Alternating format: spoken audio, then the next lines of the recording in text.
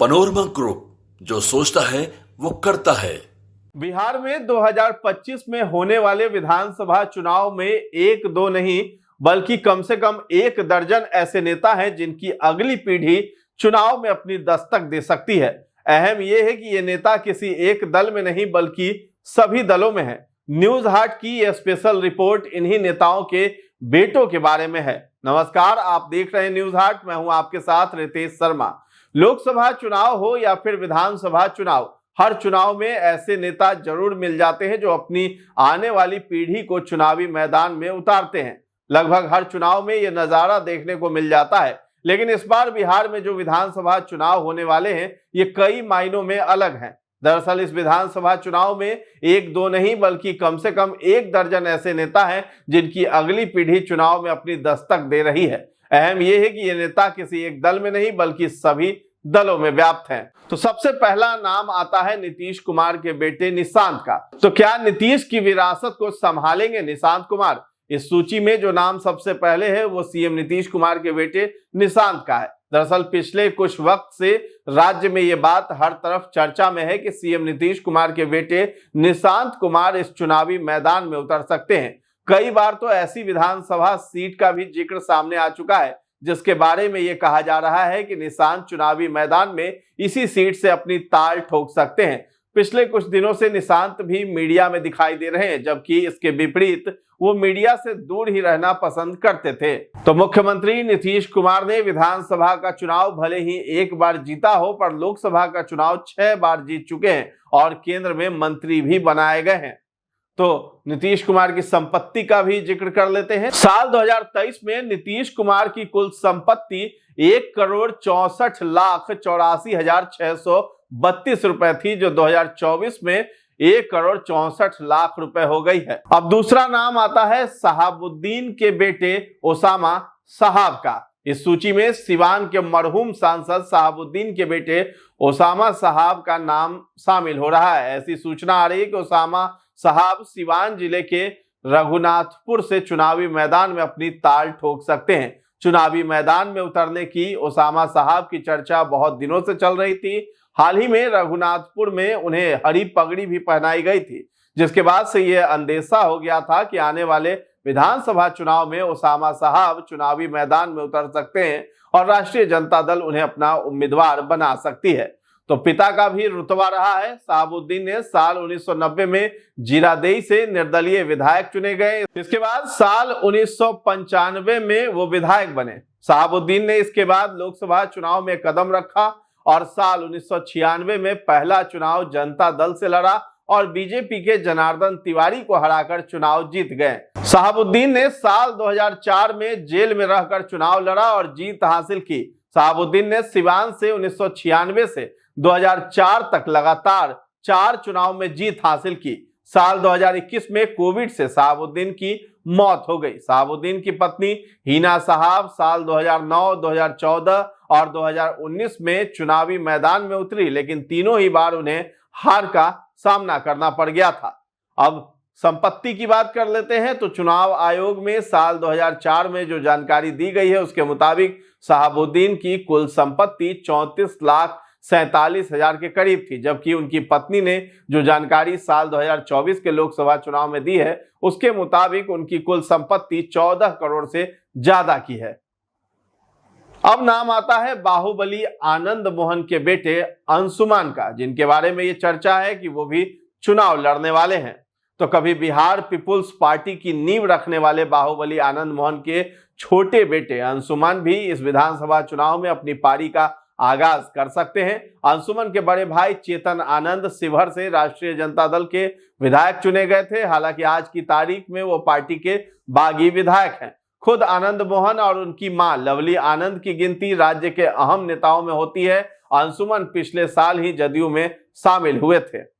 तो पिता का भी रुतबा रहा है। बाहुबली आनंद मोहन ने साल 1990 में जनता दल के टिकट पर चुनाव जीता था। इसके बाद उन्होंने बिहार पीपुल्स पार्टी बनाई। साल 1993 में पार्टी गठन के बाद वो तत्कालीन सीएम लालू प्रसाद यादव के धुर विरोधी के रूप में सामने आए। साल 1996 में जब वो जेल में थे तब शिवहर से लोकसभा का चुनाव लड़ा और सांसद चुने गए। साल 2020 में उनके बड़े बेटे चेतन आनंद को आरजेडी से टिकट दिया गया और वो विधायक बने।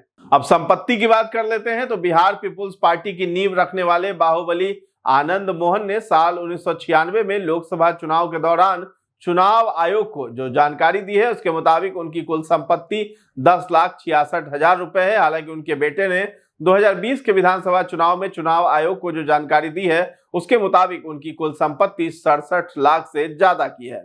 अब इस रेस में पप्पू यादव के बेटे भी पीछे नहीं है। पूर्णिया से पिछले लोकसभा चुनाव में निर्दलीय उतर करके अपनी धमाकेदार जीत दर्ज करने वाले पप्पू यादव के बेटे सार्थक रंजन भी चुनावी किस्मत को आजमा सकते हैं। ऐसी जानकारी सामने आ रही कि पप्पू यादव सार्थक को अपने किसी मनपसंद विधानसभा सीट से चुनावी मैदान में उतार सकते हैं। तो पप्पू यादव ने अपने 36 सालों के राजनीतिक करियर में पहली बार 1990 में विधानसभा का चुनाव जीता था। इसके बाद पप्पू यादव ने साल 1991, 96, 99 और 2004 और 2014 में लोकसभा चुनाव जीता है।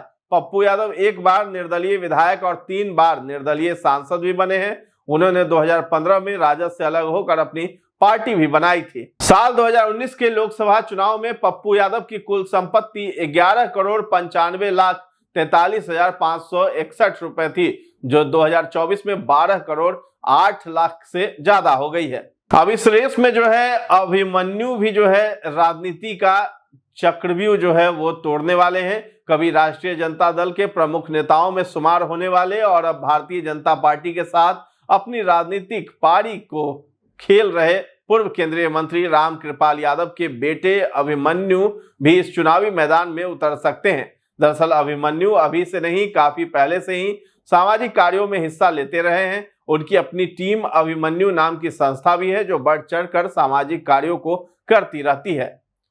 पूर्व केंद्रीय मंत्री रामकृपाल यादव ने साल 1993 में पटना से जनता दल के टिकट पर उपचुनाव लड़ा था और 10वीं लोकसभा के लिए चुने गए थे। इसके बाद साल 1996 के चुनाव में भी उन्होंने जीत हासिल की थी। 2 चुनाव हारने के बाद साल 2004 में 14वीं लोकसभा में उन्होंने सीपी ठाकुर को हरा दिया था। वे एक कार्यकाल के लिए राज्यसभा के लिए भी चुने गए। इसके बाद साल 2014 में पाटलिपुत्र से भाजपा उम्मीदवार के रूप में चुनाव में कदम रखा और लालू यादव की बेटी मीसा भारती को हराया था। कुल संपत्ति जो है उनकी उस पर बात कर लेते हैं तो पूर्व केंद्रीय मंत्री रामकृपाल यादव ने 2004 के लोकसभा चुनाव में चुनाव आयोग को जो जानकारी दी थी उसके मुताबिक उनकी कुल संपत्ति 14 लाख के करीब थी, जबकि 2014 के लोकसभा चुनाव में उनकी कुल संपत्ति 3,24,00,000 के करीब बताई जा रही है। चुनावी दंगल में अरिजीत भी दिखाएंगे अपना दम। पूर्व केंद्रीय मंत्री अश्विनी चौबे के बेटे अरिजीत शाश्वत चौबे का नाम भी इन नेताओं के बेटे की सूची में शामिल है जो इस बार चुनावी मैदान में उतर सकते हैं। चर्चा तो यहां तक है कि अरिजीत शाश्वत को बक्सर के किसी विधानसभा क्षेत्र से उतारा जा सकता है। तो पूर्व केंद्रीय मंत्री अश्विनी चौबे साल 1995 में भागलपुर सीट से बिहार विधानसभा सदस्य चुने गए थे।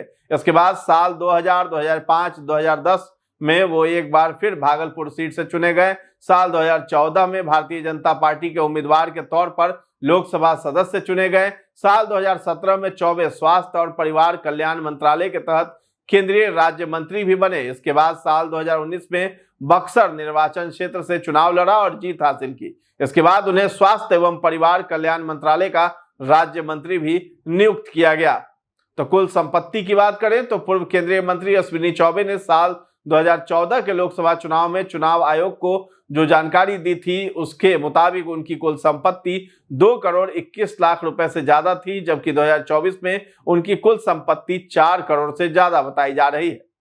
तो एक नहीं बल्कि कई और नाम भी शामिल हैं। इन नेताओं के अलावा कई और राजनेता हैं जिनकी आने वाली पीढ़ी के बारे में कहा जा रहा है कि ये भी इस साल चुनाव में अपनी ताल ठोक सकते हैं। इनमें राजद के कद्दावर नेता जगदानंद सिंह के बेटे अजीत सिंह, राष्ट्रीय जनता दल के ही वरिष्ठ नेताओं में गिने जाने वाले अब्दुल बारी सिद्दीकी के बेटे अनीस बारी सिद्दीकी, कांग्रेस पार्टी के सीनियर नेताओं में गिने जाने वाले बिहार सरकार के पूर्व मंत्री मदन मोहन झा के बेटे माधव झा, जनता दल यूनाइटेड के वरिष्ठ नेता और दादा के नाम से मशहूर वशिष्ठ नारायण सिंह के बेटे भी सोनू सिंह और बिहार विधानसभा के अध्यक्ष नंद किशोर यादव के बेटे नितिन भी अगर चुनावी मैदान में उतर जाएं तो आश्चर्य नहीं होगा। तो राजनीति में कदम रख चुके हैं ये चेहरे। वर्तमान में देखा जाए तो राजद सुप्रीमो लालू प्रसाद यादव के बेटे के साथ उनकी बेटियां भी राजनीति में अपना दम दिखा रही हैं। वहीं पूर्व केंद्रीय मंत्री रामविलास पासवान के बेटे चिराग पासवान पहले से ही राजनीति के फील्ड के स्थापित खिलाड़ी बन चुके हैं। ऐसे ही कुछ स्थिति केंद्रीय मंत्री जीतन राम मांझी के बेटे और वर्तमान में बिहार सरकार के मंत्री डॉक्टर संतोष कुमार सुमन की है। डॉक्टर संतोष कुमार सुमन भी राजनीति के मंझे हुए खिलाड़ियों के रूप में स्थापित हो चुके हैं। तो फिलहाल इस खबर में इतना ही है। न्यूज हाट के साथ बने रहें और अभी तक हमारे चैनल को आपने सब्सक्राइब नहीं किया है तो जरूर कर लें। धन्यवाद।